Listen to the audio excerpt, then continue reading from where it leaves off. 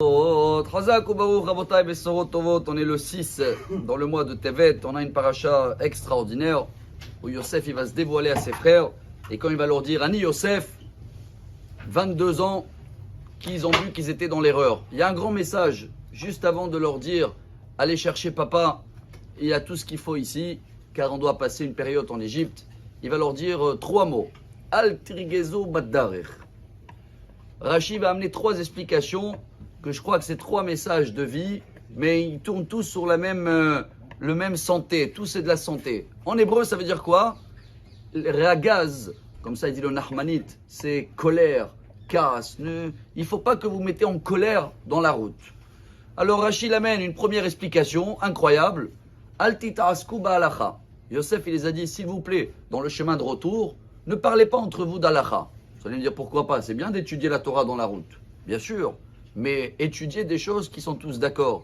Étudier des morales de vie, de moussard, des midrash, des parachas. Mais dès que vous rentrez dans la halakha, vous avez bien remarqué jusqu'à aujourd'hui, quand deux personnes ils commencent à parler d'halakha, très très vite, il va dire non, moi c'est comme ça, moi je suis séfarade, moi je suis ashkénaze. Et à la place de trouver le même chemin, ils vont se bagarrer. Ça sert à rien.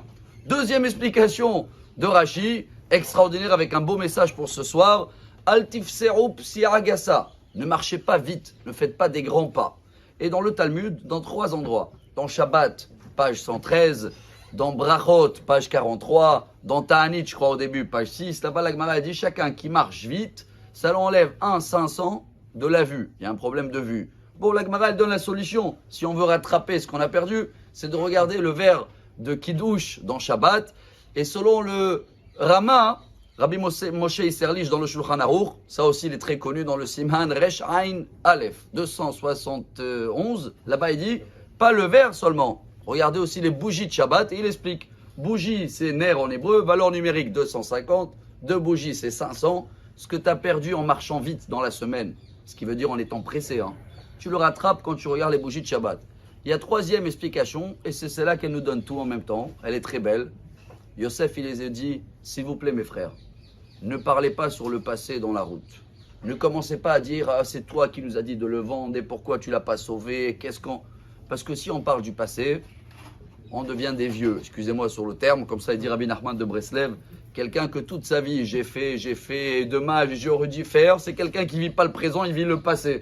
S'il vit le passé, c'est un vieux parce qu'il n'a pas de projet. S'il aurait eu de projet, il avance. Chers amis, ces trois raisons-là, en fin de compte, c'est malheureusement, les grands défauts qu'on a dans notre génération, des problèmes de santé. Un, les gens ils se prennent la tête, ils cherchent des sujets où ils se peuvent prendre la tête, entre guillemets, d'halakha à la place d'être d'accord sur quelque chose. Deux, on est trop pressé.